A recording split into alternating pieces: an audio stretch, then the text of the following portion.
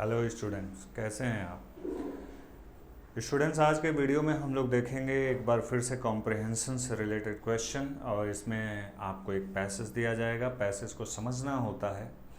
अगर आप previous year के क्वेश्चन को उठा के देखेंगे तो आप पाएंगे कि 2018 का जो मेंस है उसमें जो पैसेजेस हैं कुछ ज़्यादा ही बड़े बड़े हैं। प्रीवियस ईयर उनके और पहले आप चलेंगे तो पैसेजेस थोड़े शॉर्ट हुआ करते थे, लेकिन अब जो है पैसेजेस बड़े बड़े आने लगे हैं। तो थोड़े से लेंदी पैसेज होते ज़रूर हैं, लेकिन अगर आप रीडिंग स्किल अपनी डेवलप किए हैं तो ये प्रॉब्लम बहुत बड़ी प्रॉब्लम नहीं होती है। तो आज के वीडियो में जो पैसेज हम लोग देखेंगे, सॉल्व करेंगे, वो आपके स्क्रीन पे फ्लैश करेगा अभी। लेकिन आप चूँकि पैसेज बड़ा है तो स्क्रीन पर उसका एक पार्ट फ्लैश करेगा पहले, और ठीक उसके बाद दूसरा पार्ट फ्लैश करेगा। तो बेहतर होगा कि आप पहले पार्ट को पॉज करके आप पहले देख लेंगे, पूरा कायदे से पढ़ लेंगे, उसके बाद आप दूसरा पार्ट भी पढ़ लेंगे। इसके बाद मैं एक्सप्लेन करता हूँ उस पूरे पैसेज को, और आप line by line, word by word मैं एक्सप्लेन करूँगा और आप उसे समझेंगे, और फिर आप क्वेश्चन आंसर उसके नीचे दिए गए हैं ऑप्शन के साथ उसे सॉल्व करेंगे। तो ये रहा आपके स्क्रीन पर ये पैसेज का जो है ये फर्स्ट पार्ट आपके स्क्रीन पर फ्लैश कर रहा है। तो बेहतर होगा कि आप लोग इसे पॉज कर लें, पॉज करके पढ़ लें, और उसके बाद हम आगे का भी फ्लैश कर रहे हैं पार्ट। ये रहा आगे का पार्ट, इसको भी आप पॉज करके पढ़ लें। अब मैं आपको शुरू से पूरे पैसेज को एक्सप्लेन करता हूँ। ये पैसेज क्या है, what is this passage all about, तो आपके स्क्रीन पर है। आप लाइन बाय लाइन देखते चलिए, आपने पढ़ भी लिया होगा। अब इसके बाद हम लोग क्वेश्चन करेंगे। तो सेंटेंस पैसेज का पहला पार्ट है, पहला पैराग्राफ है। The United kingdoms social mobility commission, वहाँ की एक कमीशन है, आयोग है। स्टडी रिपोर्ट, उसने एक स्टडी किया था, एक शोध किया था, उसका रिपोर्ट है। क्या रिपोर्ट है? That disadvantaged children. देखिए, जो वर्ड की मीनिंग मैं समझाता जाऊंगा उसको प्लीज़ आप कहीं नोट करते चलिए, ताकि ये फ्यूचर में चीज़ों को समझने के लिए आसान हो। डिसएडवांटेज्ड का मतलब होता है, देखिए ईडी लगा दिया गया है, यानी एडजेक्टिव बना दिया गया है। डिसएडवांटेज्ड चिल्ड्रन का मतलब होता है वंचित चिल्ड्रन। वंचित का मतलब होता है डिप्राइव्ड। ऐसे बच्चे जिनको ज़रूरी चीज़ें, मूलभूत चीज़ें उनको मिल नहीं पाती हैं लाइफ को आगे बढ़ाने के लिए, उसको बोलते हैं हम क्या? वंचित रहना, उनसे दूर रहना। तो डिसएडवांटेज चिल्ड्रन का मतलब होता है ऐसे बच्चे जो ज़रूरी चीज़ों से, जैसे शिक्षा हुआ, अच्छा भोजन हुआ, अच्छा रहन सहन हुआ, इनसे वंचित रह जाते हैं, उनको हम बोलते हैं डिसएडवांटेज चिल्ड्रन। तो इस कमीशन ने एक स्टडी रिपोर्ट दिया, क्या कि disadvantage children in England are being prized out of cultural hinterland.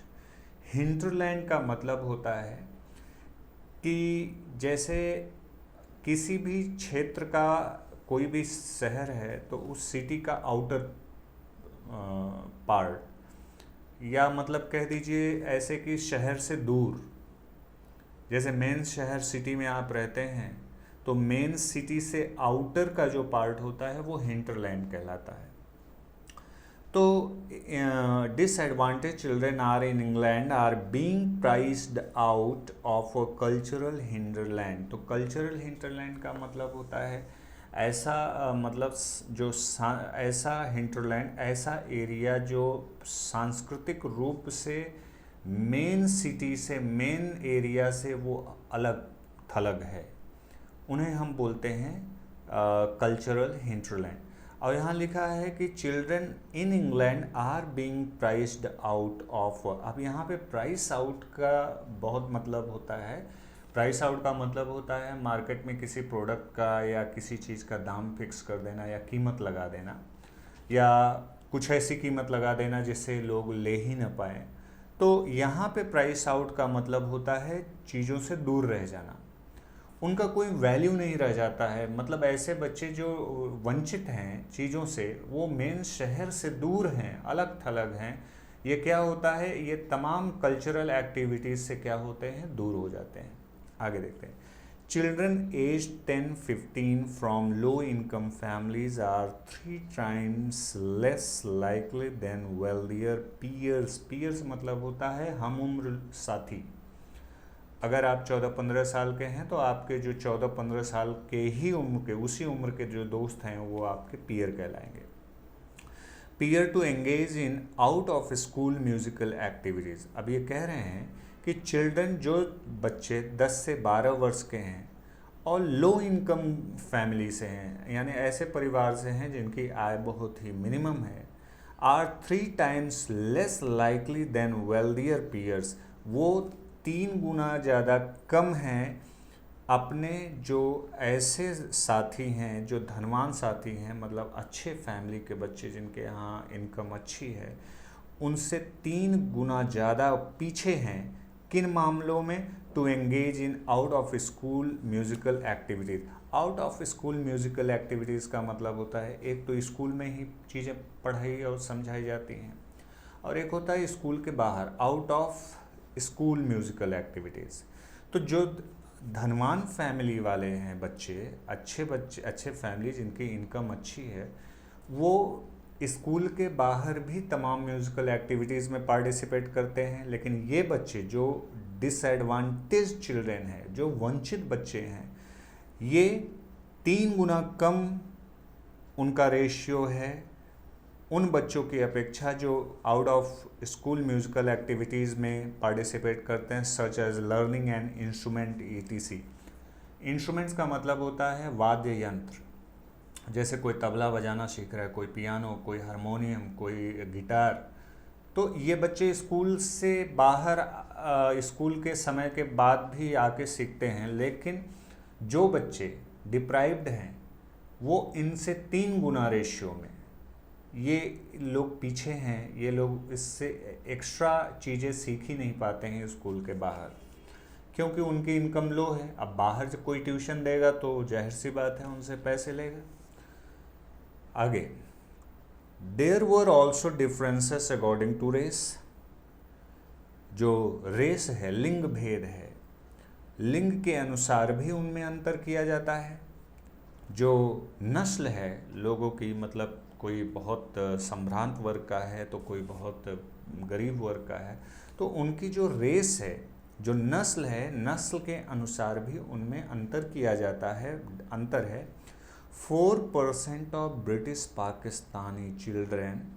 British Pakistani children मतलब वो बच्चे जो पाकिस्तान उनका मेन देश है, जहाँ पे नेटिव कंट्री है, पाकिस्तान में पैदा हुए लेकिन ब्रिटेन में रह रहे हैं उनके माँ बाप उनके साथ।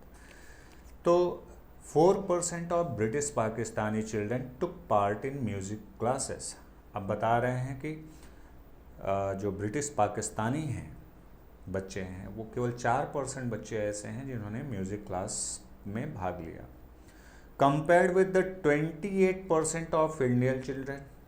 लेकिन वहीं पे अगर तुलना किया जाए तो भारतीय बच्चों ने कितने प्रतिशत बच्चों ने पार्टिसिपेट किया म्यूज़िक में? 28%। And 20% of white children. मतलब वाइट चिल्ड्रन मतलब वहीं के बच्चे जो गोरों के बच्चे थे, यानी ब्रिटेन के ही मूल निवासियों के बच्चे थे, उन लोगों ने 20% लोगों ने वो किया, पार्टिसिपेट किया। एंड रीजनल डिवाइड्स, इस तरह से क्षेत्र वाइज अंतर किया गया है, रीजनल डिवाइड किया गया है। और आगे देखते हैं, 9% of children in north east England played a musical instrument. अब नॉर्थ ईस्ट इंग्लैंड का मतलब उत्तर पूर्व जो इंग्लैंड का क्षेत्र है, उस एरिया से 9% बच्चों ने म्यूजिकल इंस्ट्रूमेंट को बजाया, compared with the 22% in the south east. अब 22% साउथ ईस्ट के लोगों से मतलब बच्चों की अपेक्षा 9% मतलब ये यहाँ पे ये बताना चाह रहे हैं कि अलग अलग रीजन में, अलग अलग क्षेत्र में अलग अलग बच्चों का प्रतिशत है पार्टिसिपेट करने में, किसका, बच्चों के म्यूज़िकल चीज़ों में भाग लेने का। क्षेत्र बदला, परसेंटेज बदल गए, तो यहाँ पे अलग अलग परसेंटेज भी दिखाया गया है। Disadvantage children are also more likely to miss out. Miss out का मतलब होता है बेनिफिट न ले पाना।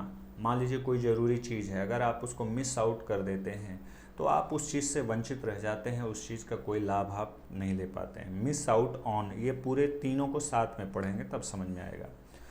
लिखा है disadvantage children are also more likely to miss out on extracurricular sport. अब देखिए एक्स्ट्रा करिकुलर क्या होता है, पढ़ाई के अलावा जो भी एक्टिविटीज़ होती हैं, जैसे स्पोर्ट्स हुआ या म्यूज़िक हुआ या प्ले हुआ, ड्रामा हुआ, और भी तमाम प्रकार की जो चीज़ें होती हैं उन्हें हम बोलते हैं एक्स्ट्रा करिकुलर एक्टिविटी। तो जो डिप्राइव्ड बच्चे हैं, वंचित बच्चे हैं, वो इन मिस आउट ऑन मतलब इन बातों, एक्स्ट्रा करिकुलर स्पोर्ट्स, इन सब चीज़ों से भी वंचित रह जाते हैं, इसका लाभ उठा नहीं पाते। अब एक्स्ट्रा करिकुलर स्पोर्ट्स आप देख रहे हैं, लिखा हुआ है ब्रैकेट में, जैसे फुटबॉल हुआ, बॉक्सिंग हुआ, क्रिकेट हुआ, टेनिस हुआ, हॉकी हुआ, ये सब।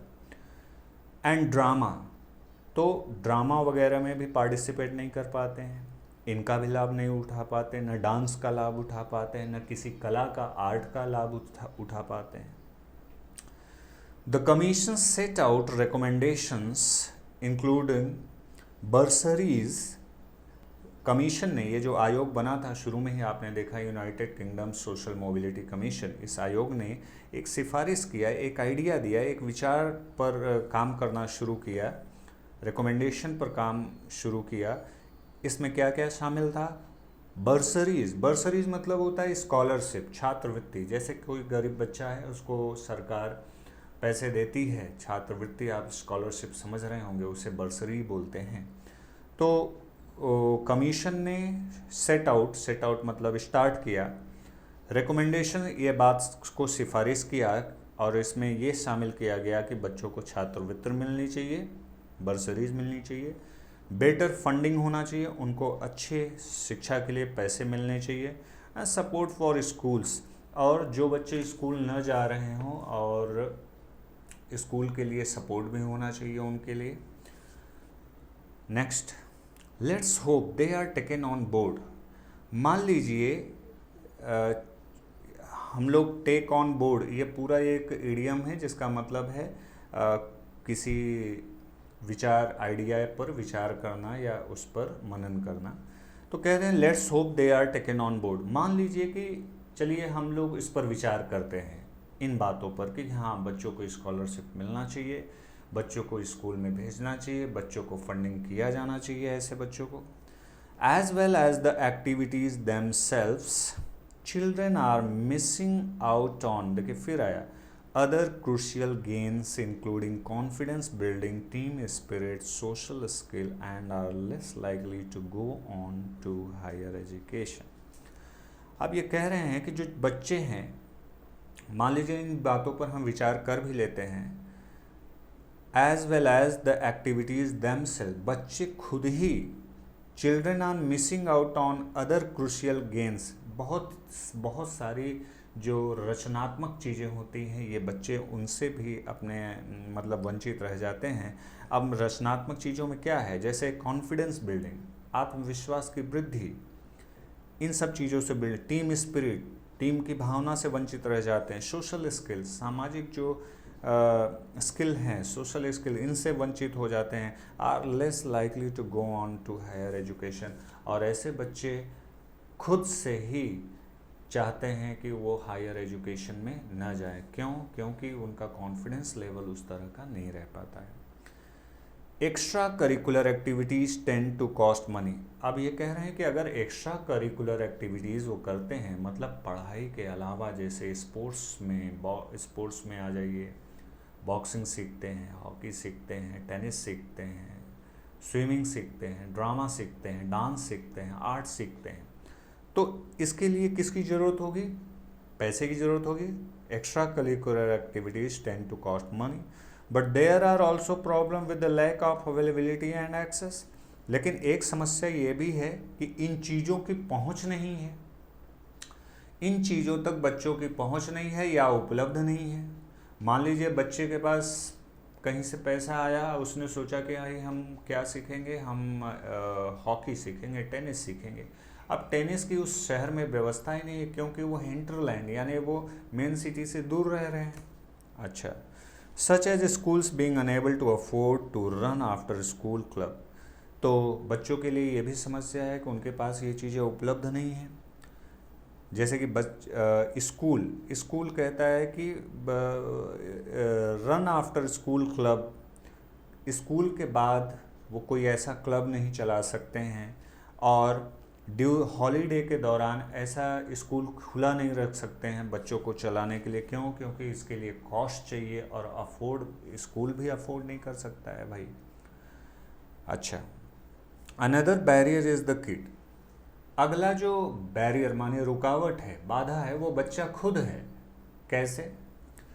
फियर ऑफ नॉट फिटिंग इन। उसको लगता है कि मैं इन सब चीज़ों के लिए बना ही नहीं हूँ, इन सब चीज़ों के लिए फिट ही नहीं हूँ, इन सब चीज़ें में मैं एडजस्ट ही नहीं कर सकता, मैं डिज़र्व ही नहीं करता हूँ, इसके योग्य ही नहीं हूँ, मैं नहीं खेल पाऊँगा, मैं टेनिस के लिए नहीं बना हूँ। वो इस तरह की अपने अंदर इन्फीरियॉरिटी कॉम्प्लेक्स डेवलप करने लगता है। Fear of not fitting in this sense, इसमें ये मतलब है कि certain children are self excluding.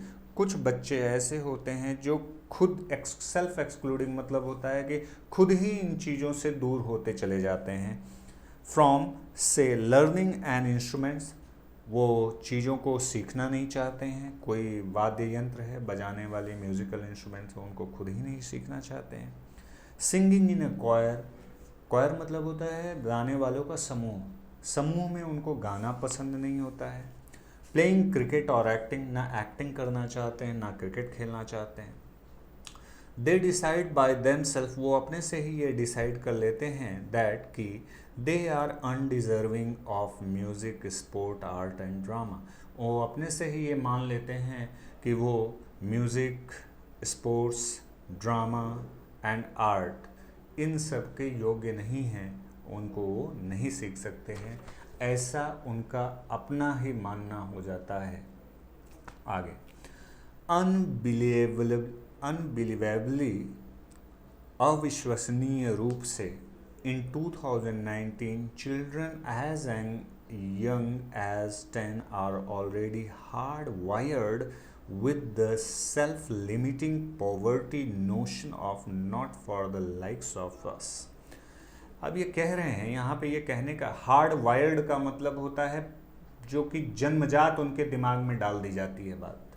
Hard wired का मतलब होता है जो उनके दिमाग में बात बचपन से ही या जन्म से ही डाल दी जाती है। With the self limiting, self limiting का मतलब अपना एक दायरा बना लेते हैं। उनको लगता है कि बस मैं इतने में ही रह सकता हूँ, आगे की बाहर निकलना मेरे वश में नहीं है, इतना तक वो सोच लेते हैं। With the self limiting poverty notion, notion का मतलब होता है विचार, पॉवर्टी मतलब गरीबी। वो ये मान लेते हैं कि गरीबी ही मेरा क्या है, जीवन है, इससे बाहर हम नहीं निकल सकते, इससे ऊपर हम नहीं आ सकते हैं। Not for the likes of us, मतलब हम लोग सफल नहीं हो सकते हैं, हम लोग अच्छे नहीं हो सकते हैं, हम लोग पसंद नहीं किए जा सकते हैं। उनके अंदर हीन भावना कुछ इस तरह की बैठ जाती है। दिस इज हार्ट ब्रेकिंग, यह दिल दहलाने वाला है। It's hardly news that life is tougher for poor children. बच्चों के लिए, जो गरीब बच्चे हैं, ये बात सही है कि उनके लिए जो लाइफ होती है वो बड़ा ही कठिन होता है, बहुत ही हार्ड होता है। बट इट्स एन आउटरेज, लेकिन ये क्या है, ये एक तरीके का प्रताड़ना है उनके ऊपर, अत्याचार है, उनके ऊपर हिंसा है। If all sense of curiosity, artistry and playfulness is knocked out of them so early. अब देखिए यहाँ समझ लीजिएगा, क्यूरियोसिटी मतलब होता है जिज्ञासा, जानने की इच्छा। आर्टिस्ट्री का मतलब होता है किसी भी कला को जानना, किसी भी कोई भी आर्ट हो उस आर्ट के स्किल को जानना, उस कला में माहिर होना आर्टिस्ट्री होता है। प्लेफुलनेस का मतलब होता है फन। नॉक्ड आउट का मतलब होता है वंचित कर देना। तो कह रहे हैं कि ये बट इट्स एन आउटरेज, मतलब कहना ये चाह रहा है कि अगर उनके ऊपर अत्याचार होगा, उनके ऊपर हिंसा है, उनके ऊपर ये प्रताड़ना है कि अगर उनकी जानने की सभी इच्छाओं को, सीखने की कलाओं को, एंजॉय करने की चीज़ों से उनको जब वंचित कर दिया जाता है, बहुत ही कम उम्र से ही छोटे छोटे बच्चे रहते हैं, उन्हें कम उम्र से ही इन सब चीज़ों से वंचित कर दिया जाता है, तो ये उनके ऊपर एक तरह का प्रताड़ना है। Something is wrong if better off children feel entitled to explore and participate in areas that interest and excite them. Something is wrong, कह रहा है कि कुछ गड़बड़ है अगर बेटर ऑफ का मतलब होता है वेल्दी, धनवान, ऐसा परिवार, ऐसे बच्चे जो बेटर ऑफ मतलब होता है कि वेल्दी फैमिली से बिलोंग करते हैं।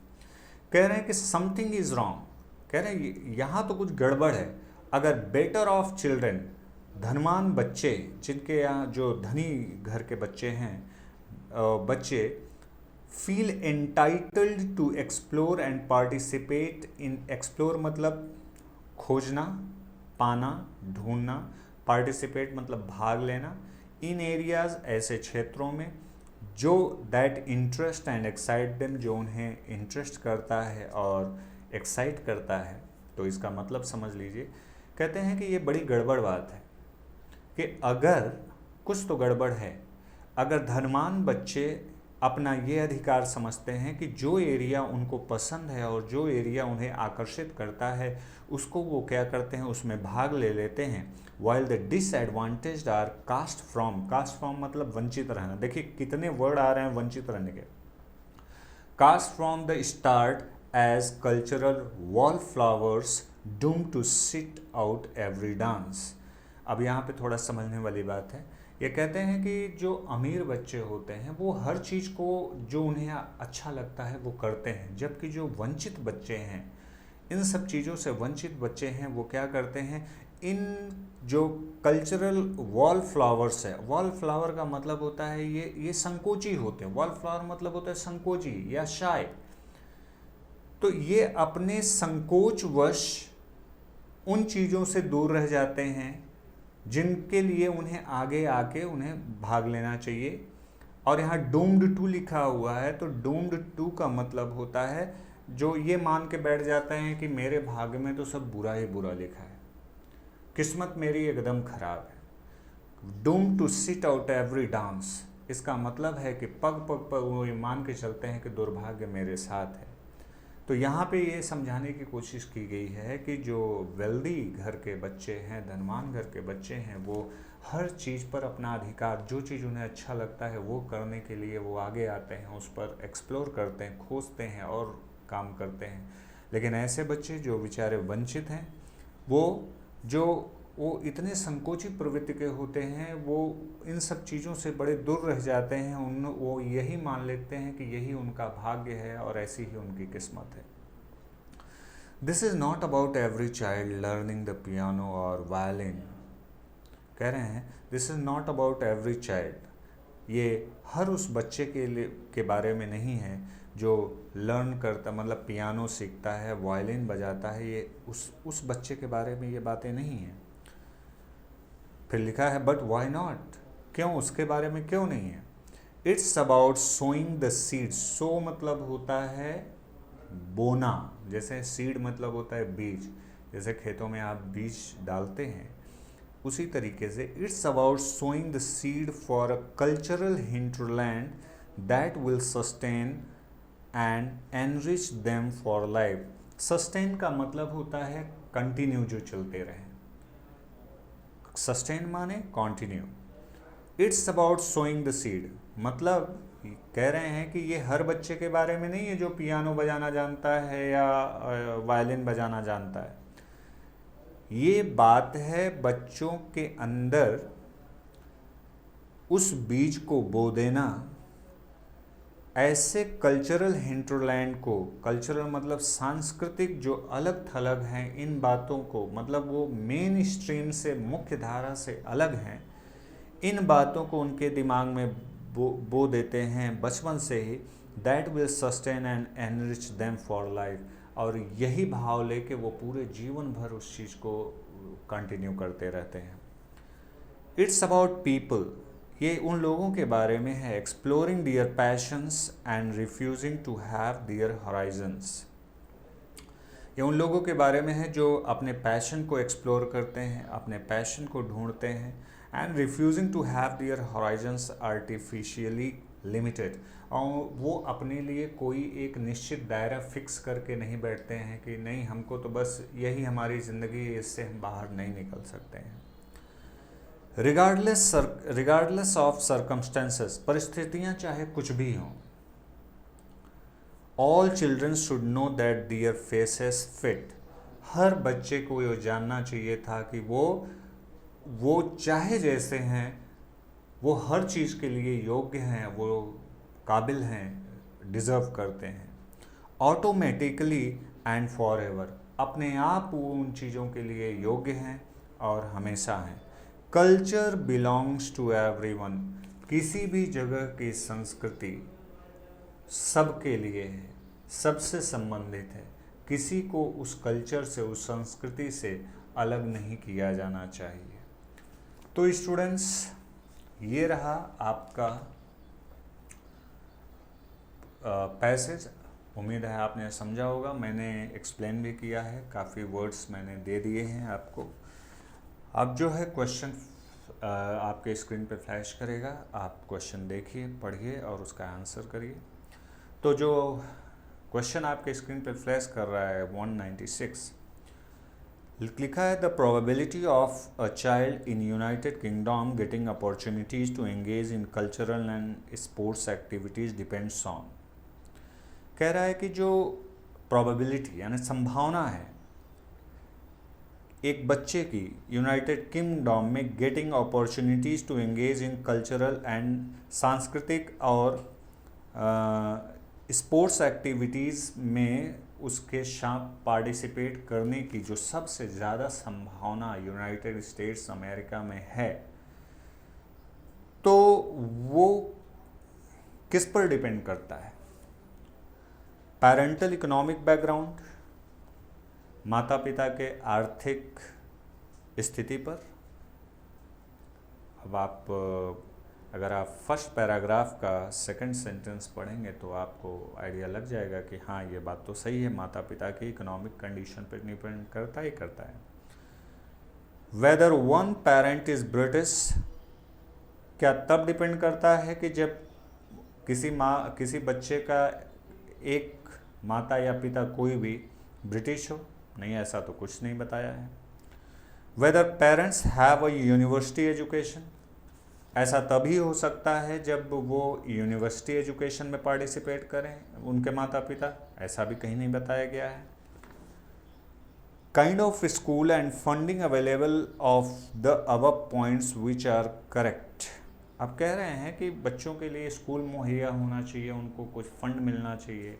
आपको याद होगा थर्ड पैराग्राफ का फर्स्ट लाइन अगर आप फर्स्ट सेंटेंस देखेंगे तो उसमें बच्चों को फंडिंग के लिए बात की गई है, उनको बर्सरीज यानी स्कॉलरशिप्स की बात की गई है। तो इसमें फर्स्ट और फोर पर डिपेंड करता है बच्चों की कल्चरल और स्पोर्ट्स एक्टिविटी। तो फर्स्ट एंड फोर्थ दिया हुआ है ऑप्शन ए में, तो करेक्ट ऑप्शन होगा ऑप्शन नंबर ए। आते हैं नेक्स्ट क्वेश्चन में। नेक्स्ट क्वेश्चन आपका है अकॉर्डिंग टू द पैसेज, कह रहा है पैसेज के अनुसार which of the following is not correct reason. कह रहा है नीचे जो रीज़न दिए गए हैं उनमें से करेक्ट रीज़न नहीं है। देखते हैं कौन सा है। Exposure to cultural activities and sports at a young age is very important for children because it, कह रहा है कि कल्चरल एक्टिविटीज़ में सांस्कृतिक जो क्रियाकलाप हैं और स्पोर्ट्स एक्टिविटीज़ को बच्चों को शुरू बहुत यंग एज से ही, बचपन से ही दिया जाना चाहिए, बच्चों के लिए महत्वपूर्ण है, क्यों महत्वपूर्ण है? कह रहा है which is not the correct reason. तो करेक्ट रीज़न कौन नहीं है? Option A, brings about differences among children. क्या कल्चरल एक्टिविटीज़ से और स्पोर्ट्स एक्टिविटीज़ से बच्चों में डिफरेंसेस पैदा होते हैं? नहीं, उनमें टीम भावना आती है, उनके अंदर यूनिटी आती है, इंटेग्रिटी आती है। तो यहाँ पे ए वाला जो ऑप्शन है वो करेक्ट रीज़न नहीं है इस बात का। बाकी सब तो करेक्ट रीज़न है। बी में लिखा है leads children to explore their talents, बच्चे अपना टैलेंट्स खुद खोज सर्च कर सकते हैं। Builds team spirit and social skill, ये भी बात सही है। Helps in confidence building, confidence building भी करता है। और क्या नहीं करता है? उनके अंदर अंतर पैदा कर देता है, लिखा है। तो ये रीज़न नहीं है। आते हैं नेक्स्ट क्वेश्चन पे। अगला जो क्वेश्चन है वो कह रहा है पिक आउट द फ्रेज और a word which means the same as the group of people considered to be superior to the other because of their social standing और वेल्थ। कह रहा है कि एक ऐसा शब्द, नीचे 4 ऑप्शन दिए गए हैं, उन 4 ऑप्शन या शब्दों में से एक ऐसा शब्द चुनिए जिसका मतलब होता है, पहले ये समझाया एक्सप्लेन कि जिसका मतलब होता है कि ऐसे लोग जो समाज में श्रेष्ठ माने जाते हैं उनका सोशल स्टेटस, उनका सामाजिक स्तर अन्य की अपेक्षा ज़्यादा ऊंचा होता है। ऐसे व्यक्ति या ऐसे व्यक्तियों को क्या कहा जाता है? तो इसके लिए जो वर्ड है, सबसे फिट वर्ड है option number D, elitist. Elitist, elitist का मतलब होता है हिंदी में सम्भ्रांत बोल सकते हैं या कुलीन बोल सकते हैं, या ऐसा व्यक्ति जो समाज में काफ़ी रुतबा रखता हो, नाम और शोहरत इज्जत रखता हो, उसको बोला जाता है एलिटिस्ट। अगला जो क्वेश्चन आपके स्क्रीन पर फ्लैश कर रहा है वो ये है, how will a wholesome education including art and sports not benefit the disadvantage. कह रहे हैं कि अगर मान लीजिए हम पूरे शिक्षा को, जिसमें आर्ट भी शामिल है, स्पोर्ट्स भी शामिल है, फिर भी ये वंचित बच्चों के लिए बेनिफिट नहीं होगा, कैसे? तो कैसे benefit, how will a wholesome education and art not benefit, फायदेमंद नहीं होगा। तो कैसे नहीं होगा? इसलिए नहीं होगा क्योंकि ऑप्शन सी पढ़ेंगे, children will have feelings of low self esteem. Self esteem का मतलब होता है आत्मसम्मान। लो मतलब एकदम आत्मसम्मान उनका क्या है, एकदम नीचे है। एंड सेल्फ एक्सक्लूजन मतलब उनके अंदर ये फीलिंग आ गई है कि हम ये काम नहीं कर सकते, वो चीज़ों से अपने को एक्सक्लूड कर रहे हैं, दूर कर रहे हैं। तो बच्चों में ये जो एजुकेशन है जिसमें आर्ट भी शामिल है, स्पोर्ट भी शामिल है, ये चीज़ें उनको हेल्प नहीं, बेनिफिट नहीं, फ़ायदा नहीं पहुंचा सकेंगी। ऐसे नहीं पहुंचा सकेंगे क्योंकि उनके अंदर आत्मसम्मान की कमी है। वो अपने को बहुत ही कम आंकते हैं, अंडर एस्टिमेट करते हैं। उनका ये मानना है कि हम इसके योग्य ही नहीं हैं, हम इसके लायक ही नहीं हैं। और सेल्फ एक्सक्लूजन की फीलिंग आ गई। सेल्फ एक्सक्लूजन का मतलब होता है वो चीज़ों से अपने को दूर कर लेते हैं।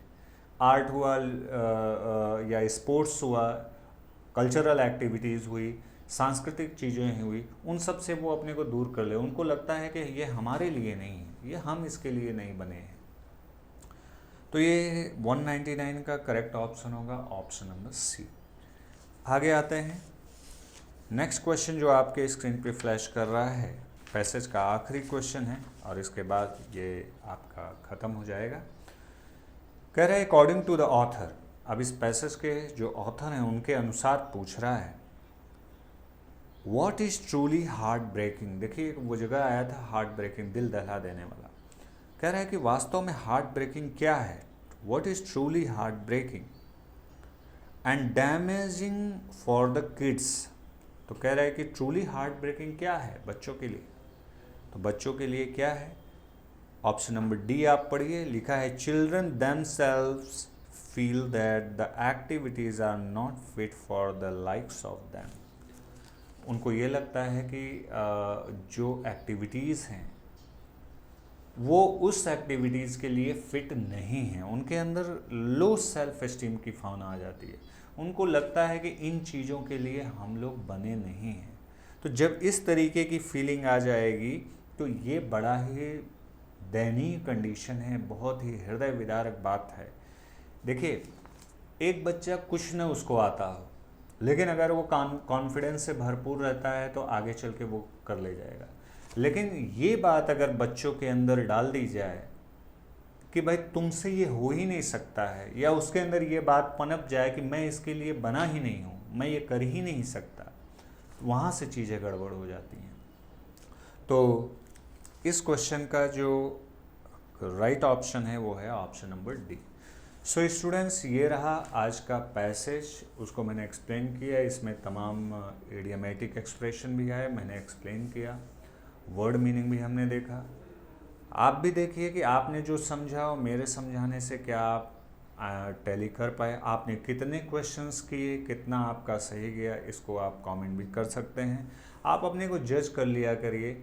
अगर आप 5 में से 2 ही क्वेश्चन सही कर पा रहे हैं तो इसका मतलब थोड़ी सी आपकी रीडिंग स्किल को बढ़ानी पड़ेगी, और अगर आप 5 में से 4 क्वेश्चन तक सही कर ले जा रहे हैं तो ठीक है, बहुत अच्छी कंडीशन है, बेहतर कंडीशन है। तो पढ़ते रहिए। Happy reading. Till then, good bye.